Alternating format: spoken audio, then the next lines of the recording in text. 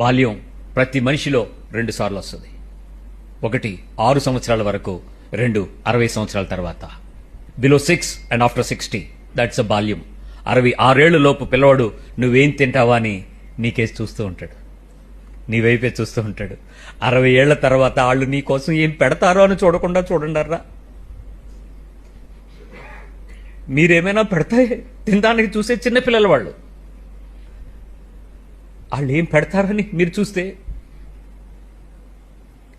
పెడతారో పెట్టరో అని అడగలేక అన్నీ శరీరానికి వంట పడవర్రా వాళ్ళకి.